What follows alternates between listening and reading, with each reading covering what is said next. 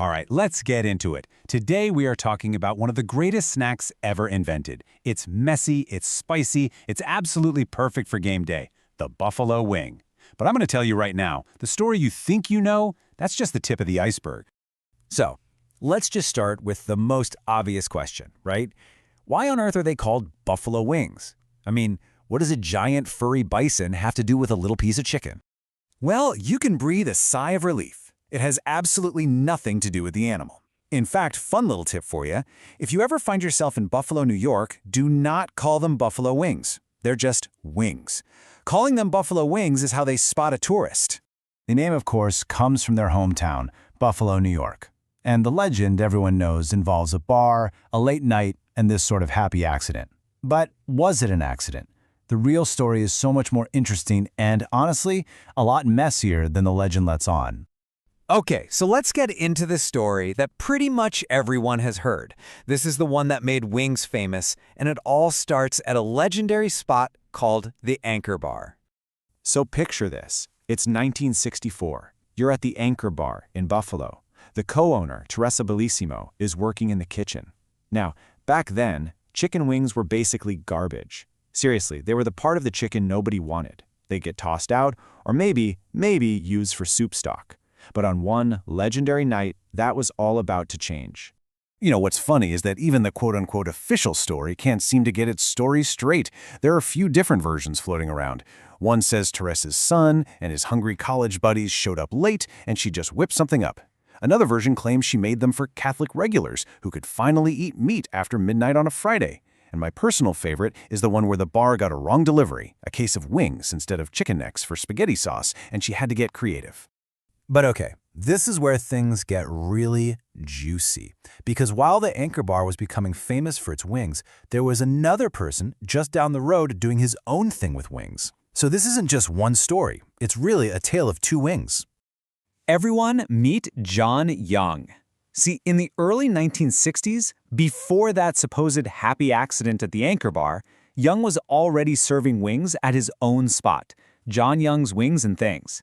And his style was totally different, coming from this long tradition of African-American soul food cooking, and it was a huge hit with the local community.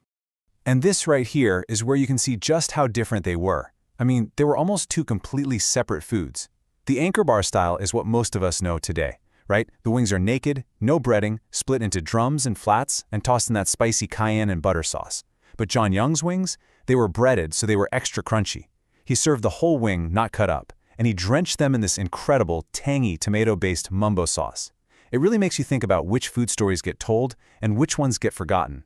Two completely different styles, both born in Buffalo, each with its own incredible history. But wait, there's more.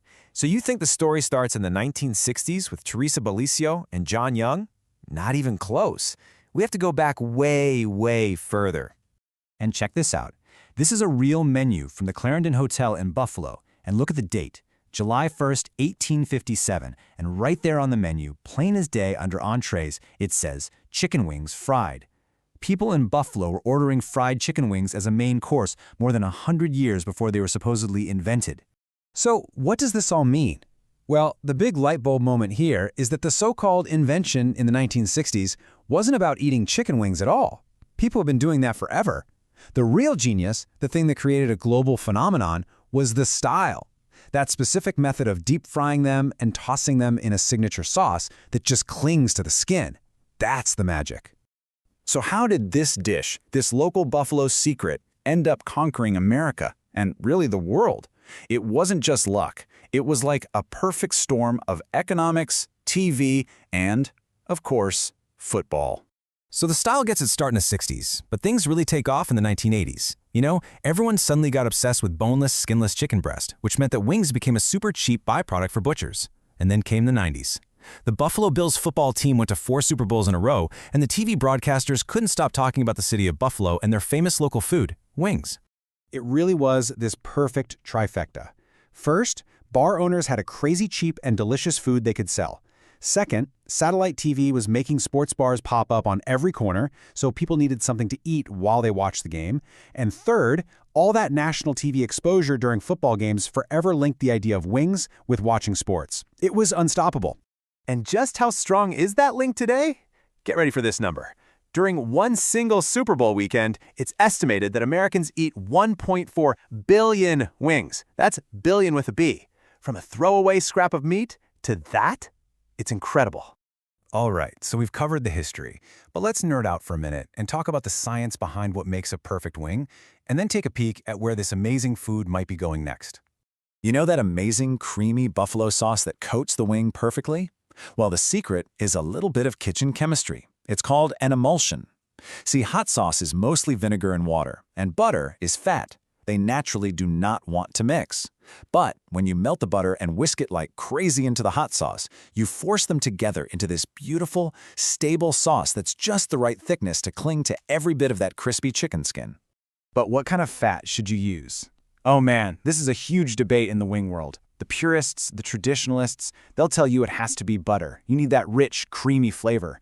But a ton of restaurants, and yeah, even a lot of people in Buffalo, actually prefer margarine. And why is that? It's because margarine has stuff in it called emulsifiers that make the sauce super stable. It means the sauce won't break and get all greasy if you leave it on a warm buffet or try to reheat it. It's the ultimate battle of flavor versus function. And the wing is still evolving. I mean, that whole buffalo experience, that crispy, saucy, spicy thing we all love, is moving way beyond just the chicken wing. First came boneless wings, which, let's be honest, are just saucy chicken nuggets. Now you're seeing awesome plant-based versions made from things like cauliflower.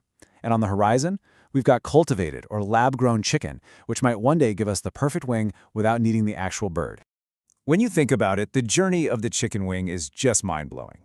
It went from a piece of scrap meat that nobody wanted in the 1800s to a global cultural icon. It just goes to show you how food and culture are so deeply connected. So it leaves us with one last, big question to chew on. As our world keeps changing, what do you think the buffalo wing of the future is going to look and taste like? Don't forget to like and subscribe for more How Meets History.